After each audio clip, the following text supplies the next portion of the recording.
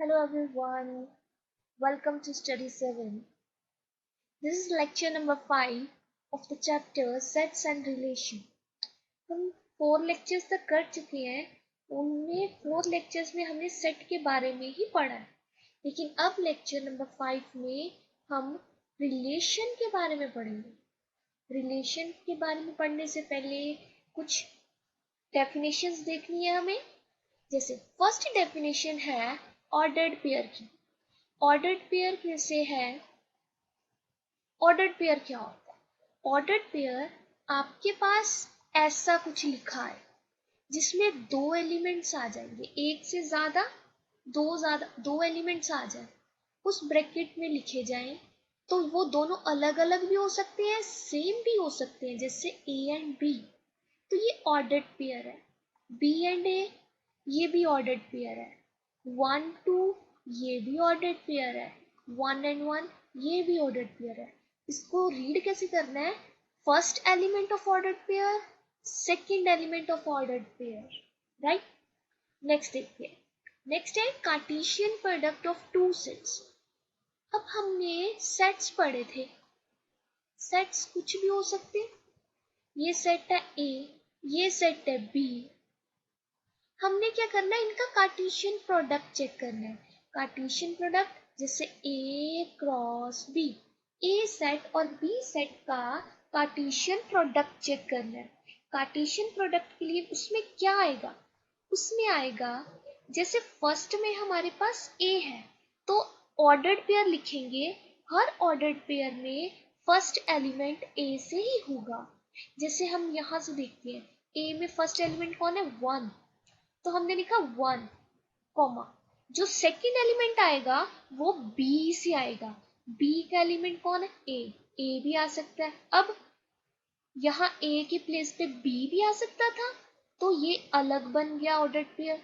ये बी की प्लेस पे सी भी आ सकता था, तो ये एक और ऑर्डर्ड पेयर बन गया। अब जो फर्स्ट पोजीशन है, फर्स्ट एलिमेंट है, वो भी तो चेंज हो सकता है, क्योंकि ए में हमारे पास और भी तो एलिमेंट है। तो हमने 1 को अब लिखा, 2 लिख दिया। फर्स्ट एलिमेंट हमारा 2 हो गया, और सेकंड एलिमेंट इस बी में से कुछ भी हो सकता है, लेकिन लिखने हमने सभी के सभी एलिमेंट्स के साथ है।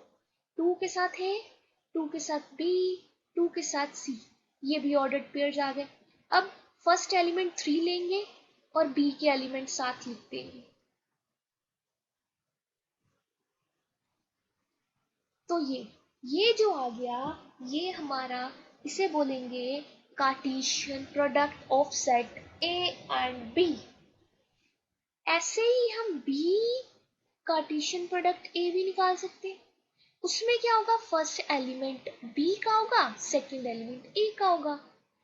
देखने वाली बात ये है यहाँ पे कि ए क्रॉस बी, ए का कार्टेशियन प्रोडक्ट बी से किया एंड बी का कार्टेशियन प्रोडक्ट ए से किया, तो दोनों सेम नहीं होंगे। कभी कभी सेम हो सकती है, लेकिन जनरली दोनों सेम नहीं होते। आपके पास ये दो ऑर्डर्ड पेयर है, 1 2, इधर है ए और 3। तो क्या ये दोनों ऑर्डर्ड पेयर इक्वल हैं? दो ऑर्डर्ड पेयर इक्वल तभी होंगे जब उन दोनों में फर्स्ट एलिमेंट सेम हो, सेकंड एलिमेंट भी सेम हो। फर्स्ट एलिमेंट यहाँ 1 है, यहाँ एलिमेंट ए है। सेकंड एलिमेंट यहाँ 2 है, यहाँ 3 है, ये तो सेम नहीं है, ये इक्वल नहीं होगा। तो ये दो ऑर्डर्ड पेयर इक्वल नहीं है। चलो अब हम करेंगे रिलेशन की डेफिनेशन। रिलेशन की डेफिनेशन क्या होती है? जो हमने ये कार्टेशियन प्रोडक्ट लिखा है, ए एंड बी का कार्टेशियन प्रोडक्ट लिखा, ये जो पूरा सेट बन गया, इस सेट में से ये जो सेट आया, इस सेट के कुछ एलिमेंट्स ले लो आप। सारे भी ले सकते हो, लेकिन इसमें से कुछ ले लोगे तो वो हो जाएगा रिलेशन। किसका? ए एंड बी का। तो इसकी डेफिनेशन क्या है? A relation R from a non empty set A to a non empty set B. A and B दोनों नॉन एम्प्टी सेट होने चाहिए। Is a subset of Cartesian product. वही लिखा है इसमें कि रिलेशन क्या होगा? सबसेट होगा कार्टेशियन प्रोडक्ट का। तो हमने ऊपर ए क्रॉस बी निकाला है, यहाँ ए एंड बी की एग्जांपल है तो हम यहाँ से ही देखेंगे। ए क्रॉस बी का कोई एलिमेंट्स बताओ। देखो यहाँ पे क्या क्या आएगा, ए के साथ जी आएगा, ए के साथ एच आएगा, ए के साथ 7 आएगा। सिमिलरली बाकी भी ऐसे ही आते जाएंगे, बी के साथ जी, बी के साथ एच, बी के साथ 7। नेक्स्ट 1 के साथ जी, 1 के साथ एच एंड 1 के साथ 7। तो ये हमारे एलिमेंट्स आए ए क्रॉस बी की। हमें निकालना है रिलेशन। तो आर क्या होगा, आर इसमें से कुछ भी ले लो, आप सारे भी ले सकती हो, लेकिन इसमें से कुछ एलिमेंट्स भी ले सकते हो। जैसे ए जी, ये एलिमेंट ले लिया आपने, ए एंड 7 ये एलिमेंट लिया, और ये एलिमेंट ले लिया। ये जो एलिमेंट्स 3 एलिमेंट ले लिए, ये क्या है, ये एक रिलेशन डिफाइन कर रहे हैं ए क्रॉस बी। तो R is a relation on A Cartesian product P. तो ए क्रॉस बी पे हमने एक रिलेशन डिफाइन किया है आर। आर में मैंने कहा एक से ज्यादा एलिमेंट भी हो सकते हैं, सारे भी आ सकते हैं कार्टेशियन प्रोडक्ट ले, लेकिन मिनिमम उसका सबसेट तो होना चाहिए। सबसेट हमने पढ़ा था, जो उससे छोटे होते हैं या उसके इक्वल होते हैं। आगे डेफिनेशन पढ़ते हैं रेंज एंड डोमेन की। रेंज क्या होता है, रेंज होता है जो हमने कार्टेशियन प्रोडक्ट लिखा था ऐसे, उसमें एलिमेंट आए ऑर्डर्ड पेयर में। ये ऑर्डर्ड पेयर है, ये फर्स्ट एलिमेंट, ये सेकंड एलिमेंट। जो फर्स्ट एलिमेंट होता है, first element of ordered pair, जो ऑर्डर्ड पेयर का फर्स्ट एलिमेंट होता है उसको हम रेंज, तो जो सेकंड एलिमेंट है उसको हम बोलते हैं रेंज। ये रेंज नहीं, ऊपर डोमेन लिख लो, ये डोमेन होती है। डोमेन क्या है, first element of ordered pair.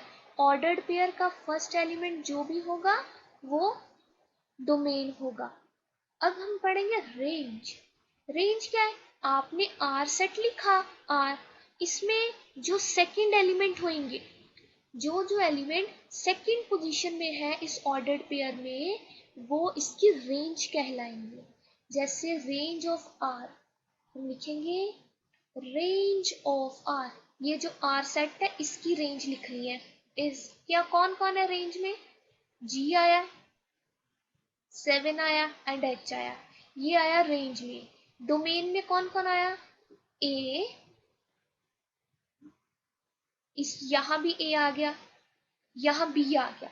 हम ए दो बार नहीं लिख सकते, क्योंकि हम सेट लिख रहे हैं। सेट में एक एलिमेंट ज्यादा से ज्यादा एक बार आ सकता है, तो मैंने ए यहाँ 2 बार आया, लेकिन जब हम डोमेन लिखेंगे उसमें ए को एक बार ही लिखना है। तो डोमेन क्या है, जो आपका रिलेशन है उसमें ऑर्डर्ड पेयर्स है, उसका फर्स्ट एलिमेंट डोमेन होता है। जो ऑर्डर्ड पेयर है उसका सेकेंड एलिमेंट वो रेंज होता है। नेक्स्ट हम करेंगे types of relations.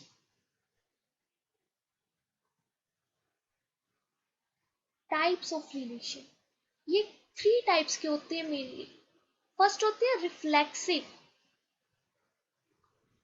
Reflexive relation कौन से होते हैं, रिफ्लेक्सिव रिलेशन की डेफिनेशन है, if every element maps to itself. Maps word मैं नहीं यूज करना चाहती, अगर कोई भी सेट है ए, उसमें 2 ही एलिमेंट है, अज्यूम करो 2 ही एलिमेंट है, तो ये इसका एक रिलेशन बनाया। रिलेशन किसके साथ, इसके खुद के साथ ही रिलेशन बना दिया।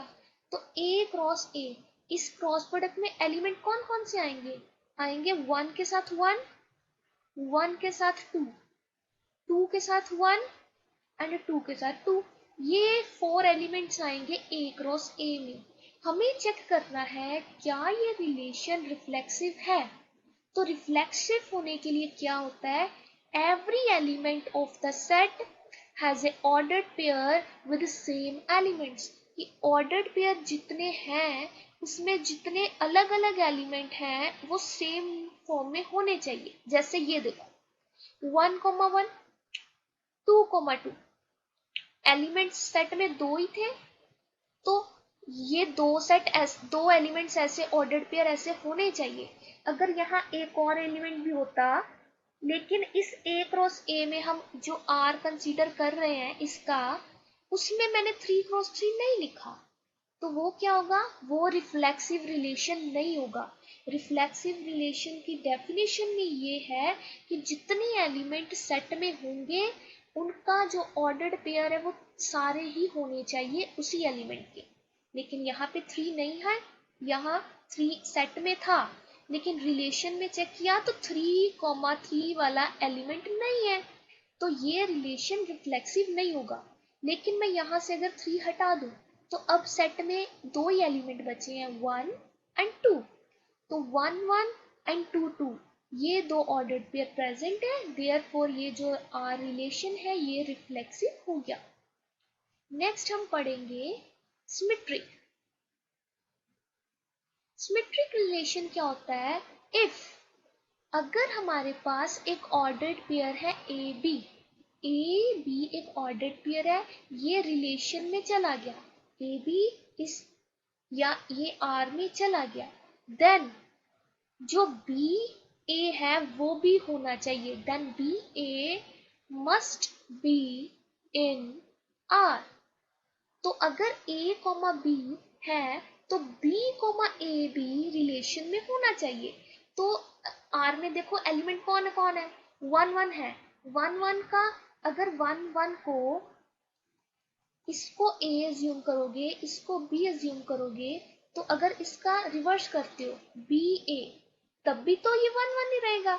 ये भी प्रेजेंट है आर में, ये भी प्रेजेंट है आर में। नेक्स्ट वाला चेक करो, 1,2, इसमें ए कौन है, 1 है, बी कौन है, 2 है, तो इसका रिवर्स ऑर्डर किया बी कॉमा ए, तो बी कॉमा ए कौन बन जाएगा, बी कॉमा ए बन जाएगा 2,1, ये रिलेशन में है।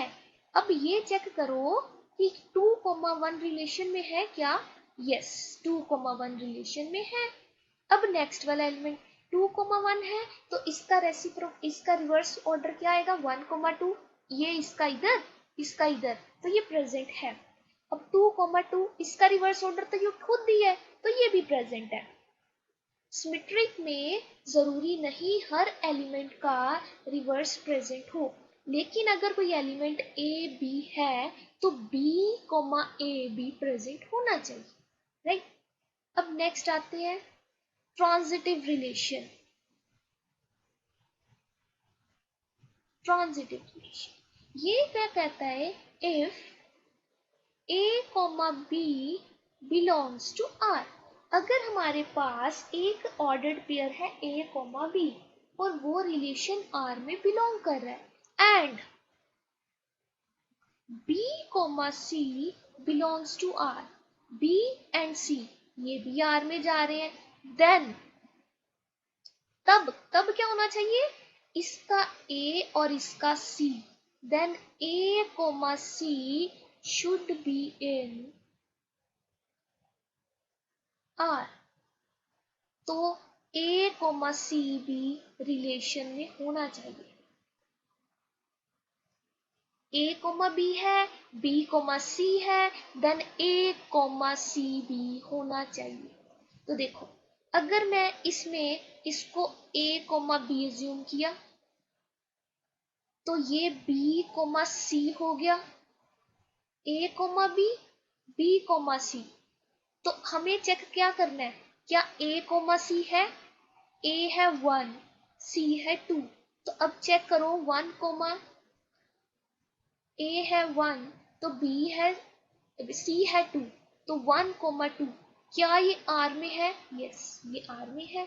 इसकी एक और एग्जांपल देखते हैं, जैसे हमारे पास रिलेशन, मैं सिर्फ रिलेशन लिख रही हूँ सेट नहीं लिख रही, इसमें है 1 1 2 3 1 3 एंड 2 2, ये आपके पास रिलेशन है। हमें ये चेक करना है क्या ये ट्रांजिटिव है या नहीं। तो 1 1 का तो कुछ चेक नहीं करने की जरूरत, आगे आओ जो अलग अलग एलिमेंट्स है 2,3, आपने इसको अज्यूम कर लिया ए, इसको अज्यूम किया बी, तो अब वो वाला चूज करना है जिसमें बी हो। तो बी वाला नहीं है तो इसको चूज नहीं कर सकते। यहाँ देखो, इसको ए चूज करो, इसको बी चूज करो, ए बी, इसमें एक और एलिमेंट डालते हैं। अब देखो ए कोमा बी है, यस। अब बी कोमा सी निकालो, ये बी है, ये सी हो गया, ए बी है, बी सी है। अब चेक करो क्या ए एंड सी है। ए कौन है, 1, सी कितना है, 1, तो 1,1 क्या इस आर में है, यस, ये आर में प्रेजेंट है, करेक्ट। अब यहां देखो, अब मैंने क्या किया, इसको ए अज्यूम कर लिया, इसको बी अज्यूम कर लिया, इसको बी अज्यूम किया, इसको